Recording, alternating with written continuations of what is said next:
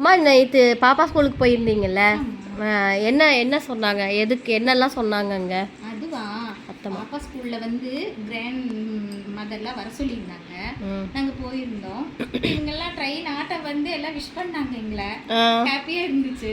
அப்புறம் ஸ்டூடெண்ட் எல்லாம் வந்து உட்காந்துட்டு அவங்க சொன்னாங்க, உங்களோட சின்ன வயசுல பண்ண சேட்டைகள் அனுபவங்கள் ஏதாவது இருந்தா சொல்லுங்க அப்படின்னு சொன்னாங்க.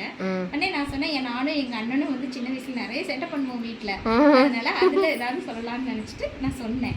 என்ன சொன்னேன்னா, நானும் எங்க அண்ணனும் வந்து எங்க அப்பா அம்மா எல்லாம் எங்களை வீட்டுல விட்டுட்டு போயிருவாங்க, விளையாடிட்டு இருங்கன்னு சொல்லி வேலைக்கு போயிருவாங்க. அப்ப நாங்க என்ன பண்ணுவோம், எங்க அண்ணனை வந்து வீட்டுல விட்டுட்டு போயிருவாங்க விளையாடிட்டு இருங்கன்னு. நாங்க என்ன பண்ணுவோம், எங்களுக்கு பசிக்கும், நிறைய விளையாடி பசிக்கும், திங்ஸும் வச்சுட்டு போவாங்க, அதுவும் சாப்பிட்டுருவோம். அதுக்கப்புறம் பசிக்கும். அப்ப வீட்டுக்குள்ள என்ன இருக்குன்னா எங்க அண்ணன் சொல்லுவான், வீட்டுக்குள்ள பெட்ரூம்ல பால் பாக்கெட் இருக்குது, பால் பவுடர் இருக்குது, அதை எடுத்து சாப்பிடலாம்னு சொல்லி எங்க அண்ணன் வந்து ஜன்னல் வழியா என்னை நுழைச்சி விடுவான். நுழைச்சி விட்டு அந்த ஜன்னலை கொக்கி வச்சு திறந்து அதை நுழைச்சி விடுவான். நான் போய் பால் பாக்கெட் எடுத்துட்டு வந்து கரெக்டா அந்த சாவியை அதே இடத்துல. பால் பாக்கெட்டை போய் சாப்பிடுவீங்களா? பால் பவுடர், ஹார்லிக்ஸ், பூஸ்ட் எல்லாம் இருக்கும், வாங்கி வச்சிருப்பாங்க. அதெல்லாம் ஒரு நாள் எங்க அம்மா சண்டே வந்துருச்சு.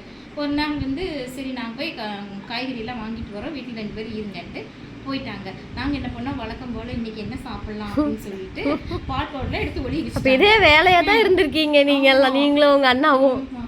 அப்போ அவங்க ஒளி வச்சுட்டாங்க. அதெல்லாம் வேற என்ன செய்யணும்னா, தக்காளி எடுத்து கட் பண்ணி நாங்க சாப்பிடுவோம். அப்ப தக்காளி எடுத்து எங்க அண்ணன் கட் பண்ணி தராங்க, சர்க்கரை எல்லாம் போட்டு, தக்காளியில சர்க்கரை போட்டு சாப்பிடுறதா, நல்லா கொஞ்சம் நல்லா பண்ணிட்டு சாப்பிடலான்னு ஆரம்பிக்கிறோம். எங்க அம்மா திரும்ப வந்துட்டாங்க.